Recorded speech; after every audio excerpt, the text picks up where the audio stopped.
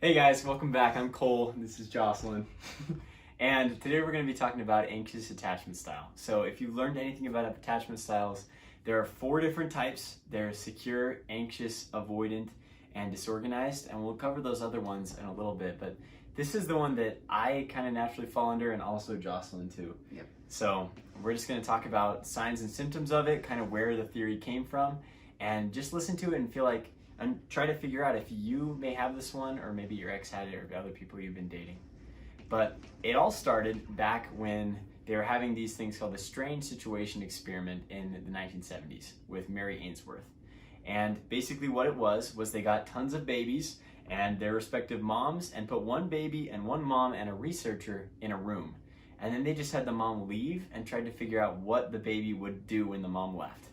And they did 4 different things. They called them secure, anxious, avoidant, and disorganized. And what the anxious babies did was they ended up, the mom left and they would just bang on the door and cry. They wouldn't play with any of the toys. And when the mom came back, they were actually angry at the mom. They ended up tracking these babies until they grew up and were adults. And they found out that those adults were kind of similar. They were clingy and needy to their partners. And they would just like ask them like for reassurance all the time, assume they were cheating, ask if their relationship was going to end, and their partners ended up feeling really, really pressured. So that's kind of a basic overview of what it is. But the final part of the study was they found out that it happened because their parents loved them inconsistently. And just because that love would come sometimes and not be there other times, the kids grew up not knowing when the love was going to be there or not, and they thought that something must be wrong with them.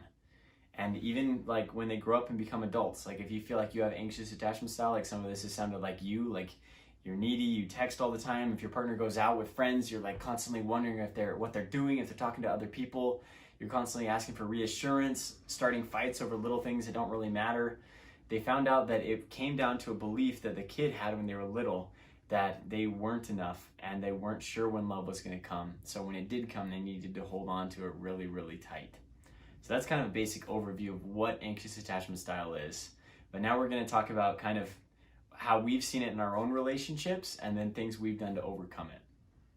Yeah, I think I definitely lean way more towards the anxious attachment style. I've never experienced any of the other attachment styles, except for I do think I'm more secure now than I have ever been in any kind of relationship. But I think that, like, for me at least, when I was in a relationship with somebody who was avoidant, my anxious attachment style came out a whole lot more, because it just kind of... That's a good point. It, like, the environment that I was in was a lot more inconsistent. Like, I was in such a turbulent environment that I wanted to try and get control. So my anxiety was just freaking out and trying to get me to be like, I need to figure this out. I need to, like, make this work. And, like, I need to get control of the situation, because my ex was very, like, give a lot of love, take it away. Give a lot of love, take it away. And so I think a lot of times environment plays a big part into what attachment style you show. And I think that's why, like, if you're with somebody who's a secure partner, you become a secure partner a lot of the time, which is, I think, is something that's really cool about attachment styles. So yeah, that's another thing to understand, is these things can change. So if you've heard more about them, you know what avoidant is. You kind of push people away. It's the opposite of anxious. If you're with a secure person, you can become more secure. But if you're with someone who stresses you out like that, you can actually become more anxious. So that's something you got to watch out for. As you go and date more people, you might be more secure right now, but if you choose someone who is like really avoidant, that could cause you to become more anxious than you would have been otherwise, which is kind of freaky. So that's something you just got to kind of look for while you're dating other people. Yeah, which I think is like something that you don't want to use as an excuse to be that way either. Like, I think you want to try and take control of your situation and try to become secure on your own, and like figure out how to overcome your anxious attachment style or your avoidant attachment style. But it also does, like, the environment does play a big role into it too. So if you're working your hardest to try and overcome whatever, like, attachment style you are, whether it be anxious or avoidant, I think if you realize that you're trying your hardest but you're still struggling with that, it could be an environment issue, and it could be that relationship just isn't a good fit, and that person also needs to work on whatever attachment style that they have, because avoidant and anxious are kind of the worst matchup when it comes to attachment styles. They end up like happening together all the time though. Okay, I'm gonna talk about some ways that I like became less. Okay. So I used to be way like always think people were cheating on me, always think all these things, and none of them were ever real. But to me, like I would have such a hard time not being anxious about them all the time. And I narrowed it down that the reason why, like we talked about earlier, is that you have that belief about yourself that maybe you're not lovable and you're not good enough. For some reason, this person decided to love you, so you need to hold on to them really tight. So the way that I've found to fix that is to change that belief in yourself, that you are good enough.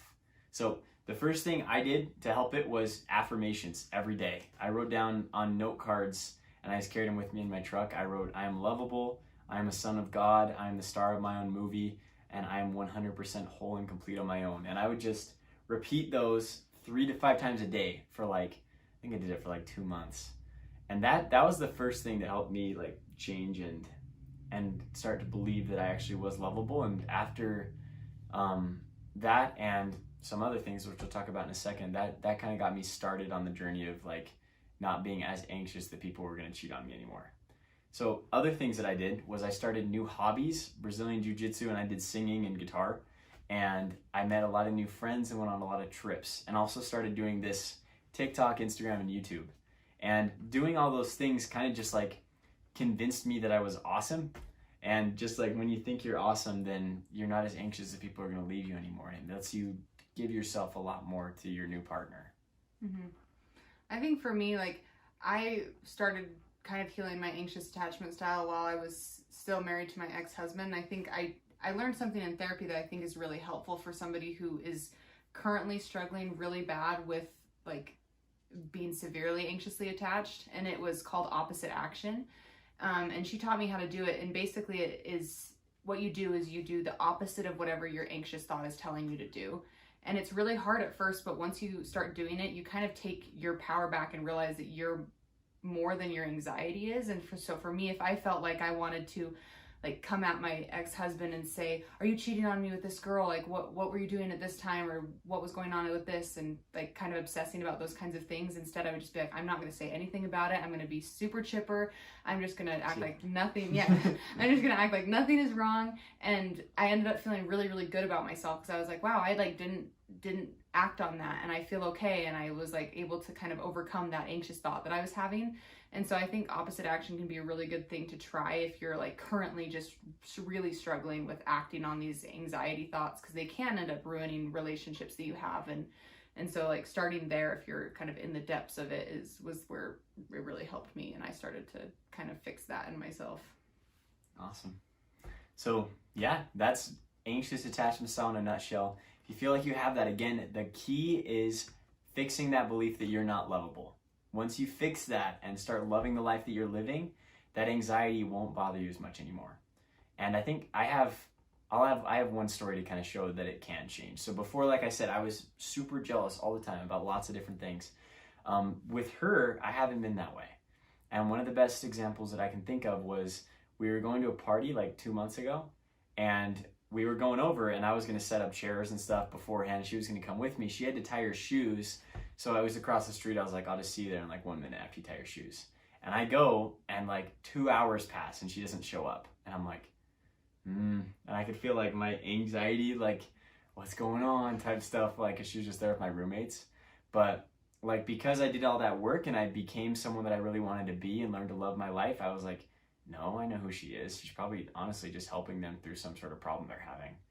And she showed up after 2 hours and was like, I'm really sorry. Like I should have been over, but I had to help this person with this. And I was like, exactly what I thought it would be. And like, if I wouldn't have done all that work, I probably would have started a fight over it. And it would have been for no reason. And I'm sure you guys have been in a lot of those fights. But it really does work. If you fix that like belief and focus on that, you really can become more secure, and then you can end up just loving your relationship that you're in. So yeah, hope that helps. Like and subscribe. Love you guys. Bye. Bye.